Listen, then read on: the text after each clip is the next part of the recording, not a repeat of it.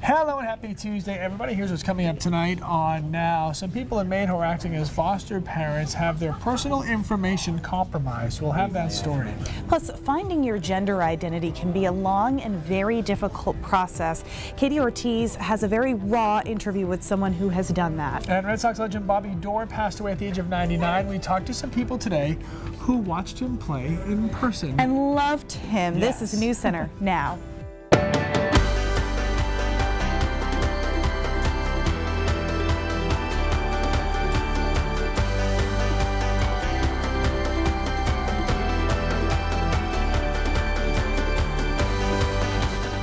The personal information of some Maine's foster families have been compromised. Hello, everybody. I'm Lee Goldberg. And I'm Amanda Hill. Social security numbers, names, addresses exposed on the internet. How could this happen? Well, Christina Rex went to Augusta to find out.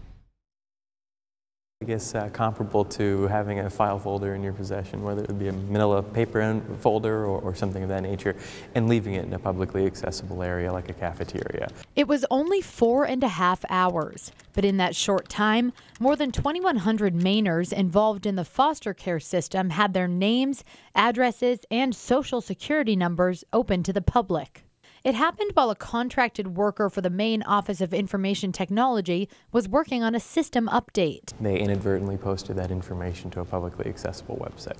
Representatives for OIT won't say the specific website where the information was posted, but say it was similar to FileDiff or Dropbox. The breach happened on September 21st, but because of an investigation, it took the office until November 9th to send this letter to those who may have been affected. Because this was in the state's foster care system, a lot of people online have taken their frustration out on DHHS. But David Heydrich says DHHS was simply a customer of the technology office when this happened, and that it isn't their fault. And the fault with this incident truly lies solely with us.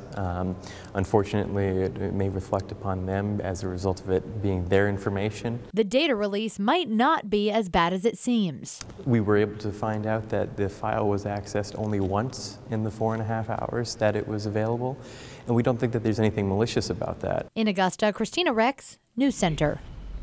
The Office of Information Technology is offering services to protect those whose information was compromised, such as identity theft protection and credit monitoring. You can find that information on our website. Portland police have recovered a partially decomposed body in the woods. The remains were sent to the medical examiner's office, but police say the death does not appear suspicious. The body has not been identified. It was recovered from the Stroudwater section of the city. Students were injured when a shooter opened fire at a California elementary school. So far, investigators say that 4 people have been killed. Officials say that the shooter, who hasn't been named, attacked at 7 different locations, including Rancho Tehama Elementary School.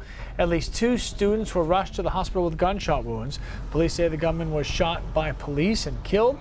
Officials warn that they may find more victims as they investigate the rampage. Much more on this later on Nightly News with Lester Holt. And we will have much more coming up after this. When someone discovers their gender identity, the journey can be a long and difficult one. Such a confusing atmosphere that I'm in now where I don't really fit in anywhere. Still to come on Now, we bring you Lexi's story. She's brutally honest about her transition and shares a message for anyone who may be searching for themselves. And should the declawing of cats be illegal in Maine? One American city banned the practice. Let us know what you think right now on our Facebook live stream. Many cat lovers in Maine are cheering a unanimous vote by the Denver City Council. Last night, the Colorado City banned declawing. The vet behind the new law says the surgical procedure is not only painful for the cat, but can lead to serious behavioral problems. Now, declawing is an operation to remove all or most of the last bone on each of the 10 front toes. Tendons, nerves, and ligaments on the paw are severed. Pet owners who need to declaw their cats for medical reasons still can do so. Now, we asked you on Facebook today if Maine should do the same. Overwhelmingly, most of you said yes. Yeah, Rosina says ban declawing. It's cruel. If the furniture means that much to you, she says, don't have a cat. Chris says leaving a cat defenseless is inhumane, but Dean says banning declawing will keep some families from adopting cats in the first place, and then more cats would have to be put down. Karen says she understands why people don't believe in declawing, but she did it for her cat, and everybody is happier for it. All right, an Olympian-inspired Barbie is the first ever Mattel doll to wear a hijab. The new Barbie is modeled after saber fencer Ibtihaj Muhammad. Muhammad is the first ever U.S. Olympic athlete to compete wearing a hijab at the 2016 Rio Olympic Games. She's the latest honoree in the Barbie Shero program that recognizes women who break boundaries to inspire the next generation of girls. This Barbie will hit the shelves next year. It's the end of an era for Red Sox fans. Legendary second baseman Bobby Doerr passed away. Doerr played for Boston for 14 seasons alongside his good friend Ted Williams. To honor Doerr, the Red Sox retired his #1 jersey back in 1988. The 9-time All-Star was elected to the Baseball Hall of Fame back in 1986. Doerr was the oldest living former Major League Baseball player at his time of his passing. Yeah, 99 years old. Now, to get some first-hand accounts of what kind of a player he was, we went to a place where some people had actually seen him play alongside Ted Williams and Johnny Pesky. Outside, it's the St. Joseph's Rehabilitation and Residence Home. Inside, it's a trip down memory lane. Oh, Bobby Doerr, wasn't he a second baseman? When there was a ball game on, you don't talk. That's the ball game. After it's over, you can talk all you want. Watching Bobby Doerr play alongside Ted Williams and Johnny Pesky was a highlight of a lot of kids' childhoods back in the 1940s, even if it was for different reasons. A handsome boy, good ball player, a lot of fun. He liked a good time. Oh, he personified a baseball player, in my mind. And I wasn't an authority on baseball, but I just liked them fellas when they played. It was a nice game. They played nice. It was pleasant to watch them play. And they always wore the right, their uniforms have always looked good on them. While players have come and gone from those glory years, some things have not changed, like Fenway Park. Full. They always were full, mainly because they had a lot of all-stars on that team. I said Bobby Doerr, Johnny Pesky. It was a beautiful stadium. It was just right. And the Red Sox arch rivals. I don't know why they couldn't beat the Yankees more, but they always fell down when the Yankees played them. I hate the Yankees. I don't hate them, I don't like them. Just to be clear. To be clear, Just yeah. to be clear. All That right. was so much fun. All right, when we come back, it is Lexi's story. Plus an actual snowfall map. Keith Carson has it coming up in his full forecast.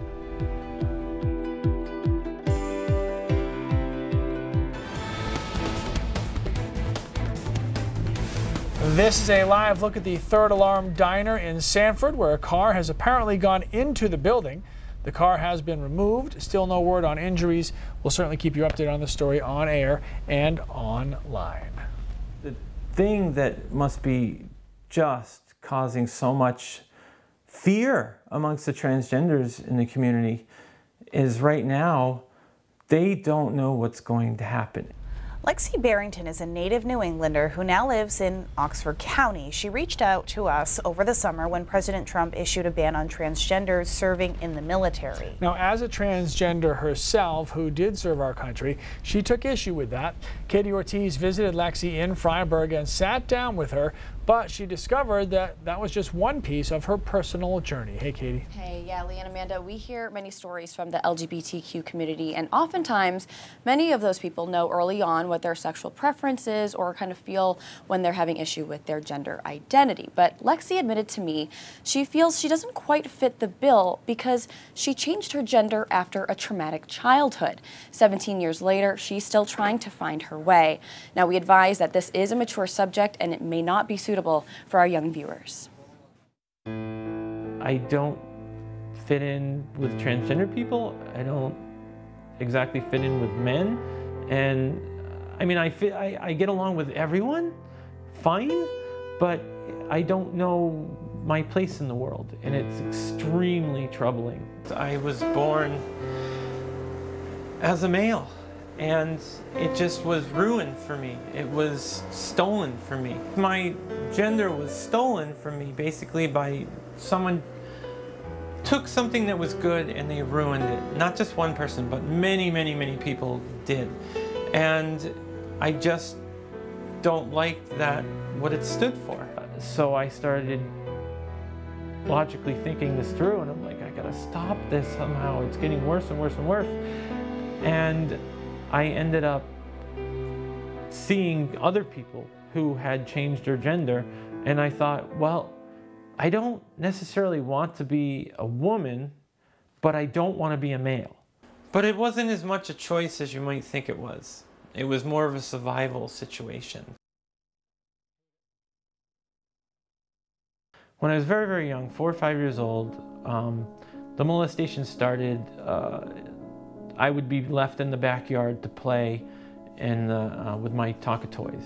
And the neighbors, 2 teenage boys, would come get me. And then they would have me drink alcohol, and in their basement they would just do unspeakable acts. This continued all the way until I got into high school. The trainer started doing it to me in high school, and the priest. One of the things I've learned is when you're molested at a very early age, you don't understand what boundaries are, so you let anybody do anything because you think that's normal.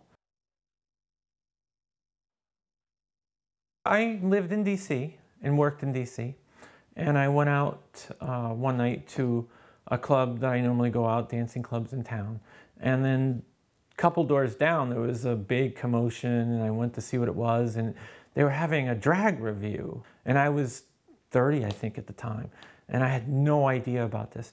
And I ended up talking to somebody who was a male that was dressed up in women's clothing, and people were buying her drinks. People were just constantly asking her to dance and things, and I thought, wow.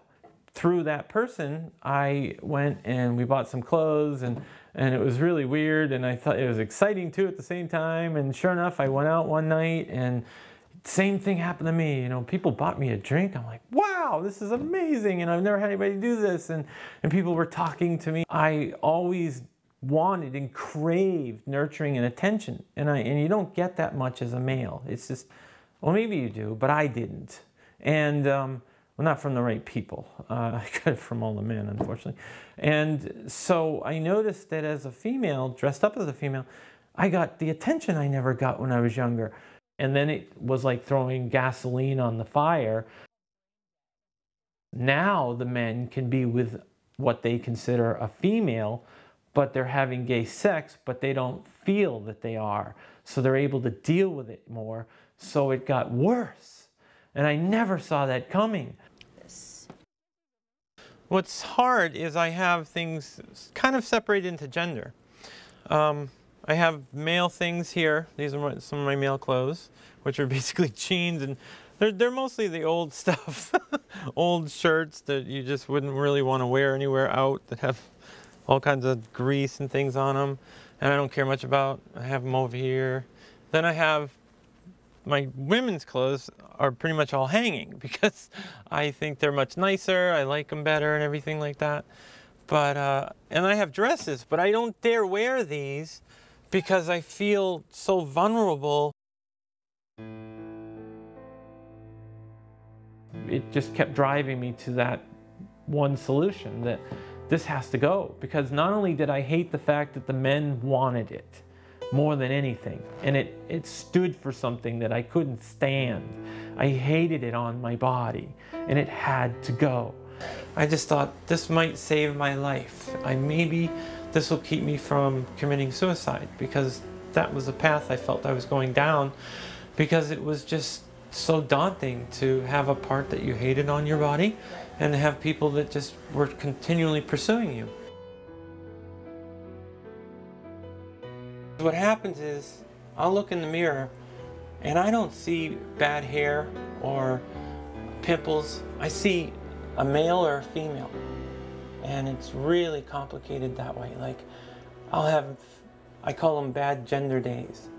When I look in the mirror and I see a male, and it's really frustrating on those days, because no matter what you do, you still see a male figure looking back at you. I've been trying for a long time to think, how do I explain this to others? Because how do I explain it to myself even? So I've since learned that I could have had good counselors and I wouldn't have had to have done this, and I could have been a whole person and lived and not been in such a confusing atmosphere that I'm in now, where I don't really fit in anywhere. I came up with gender suicide because I thought about what I did. I basically, you know, killed that part of myself that didn't have to go away. But at the time, that was the only solution I could think of. Changing your gender like I did, you can't go back. Now, Lexi says she doesn't regret changing her gender because of all the doors it has opened for her. And in some senses, she says she did find a lot of peace. But she regrets there weren't enough resources back then for her to truly understand gender identity. Leanne, Amanda. All right, Katie, thank you very much. A local heating oil company is looking to help at least one family stay a little bit warmer this winter. Murray Hoots Oil and Propane has launched a new program called Spread the Warmth to help struggling families get through the tough times. The company is asking members of the community to nominate individuals and families who need a new heating system but can't afford one. Working with the Catholic Charities of Maine, they'll select one homeowner to receive a new furnace or boiler free of charge. Murray Hoots will then volunteer its time to install the heating system before Christmas.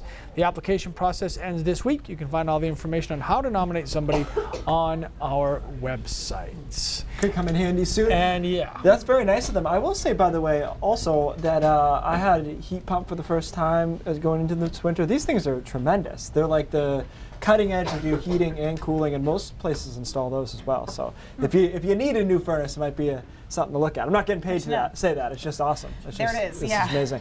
That's what Keith's getting us for Christmas. Yeah. He's going to buy us no way I'm spending $4 grand on you guys. Buddy. Yeah, right. Wow. All right, let's take a look outside. It's cool and cloudy. Just after you said something nice about braindrops, too.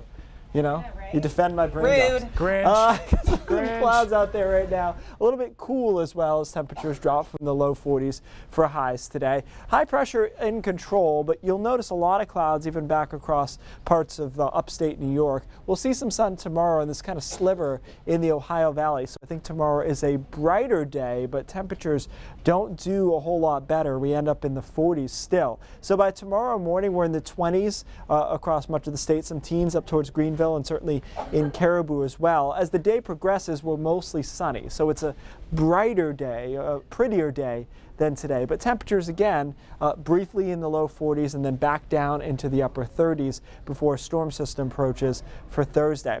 This storm is interesting because it looked initially, even as of this morning, as though only the mountains would get snow and the rest of us would be just a clear rain situation. But the Euro has come in this afternoon with an interesting solution in which a front comes towards us and then a secondary low develops here on Thursday afternoon. You can see it right there in through Thursday night. That intensifies the precipitation rate, and it also pulls in some colder air into this system. So it starts trending it towards a colder system and again a stronger system Thursday night through early Friday morning when it moves out of here, and then we're clear by Friday afternoon. Now, if you believe the American GFS model, it's only a mountain snow event. That's no big deal, and it's all rain for everyone else. But you know my affinity for the Euro model, especially when it's standing by itself in a situation like this. So our official snowfall forecast map is leaning colder. So a trace, just a mix here along the coastline and about 50 miles inland or so. 1 or 2 inches, I think, just northwest of Augusta and heading into northwest parts of Cumberland and York County, and then a widespread 2 to 4 inches of snow in the foothills and mountains. This is a possibility we could see a bullseye here. We'll fine tune that tonight and tomorrow, but I do anticipate that we'll see kind of an accumulating snowfall over that part of the state. That's Thursday night and Friday morning. After that, clearing out Friday afternoon. Saturday is a decent day, but then the storm system comes in Saturday night and Sunday. That looks like rain with mountain snow in there. We stay cool for Monday and Tuesday. We have to watch that Thursday night storm very closely. We're getting to the time of the year where little differences make a big difference. And I think towns, as you head out towards, say, Raymond and into the Sebago Lake area, those are the ones that should really pay attention because they're on the line right now between it's rain, no big deal, and hey, we just got 4 inches of snow. So keep an eye on that through tonight for you. Yeah, that gets messy. Yeah. Okay, thanks a lot, Keith. All right, if I fits, I sits. It's the unofficial motto of cats everywhere. Okay, but how is that even scientifically possible? For the felines to fit into such tiny little spaces?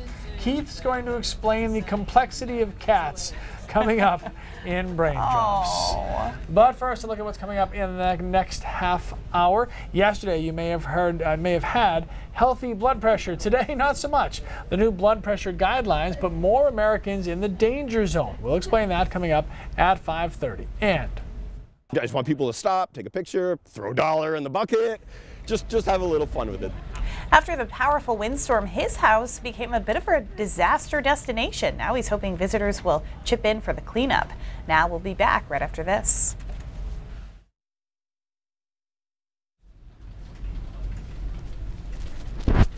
hi. We've got some news to tell you about. I don't think it was clear that and we were definitely confused on this one. So, Amanda, why don't you tell us about that? Super drops. We already wasted the time. It's all good. We have no script for this. That's a good story, though, right there. Looks like whatever that is. We don't know anything about it. It's like a scientific story. I highly recommend it. Okay, today's Brain Drops. Cats. This is really interesting. Are cats, in fact, a liquid? Right? Because they can fit into all these weird situations. This is a perfect example here that appear to be smaller than the actual cat, and they get themselves in all these. So they actually did kind of a tongue-in-cheek research on this, and I learned a lot here. Apparently, the technical definition of a liquid is an action that the material can be able to modify its form to fit within a container, which it appears though cats can do, right? But the key here is how long it takes a material to expand and fit into its surroundings. So if you observe any substance over a long period of time, a lot of substances you don't think of as liquids could be classified as such. If you watched it for years, it would eventually fill its space.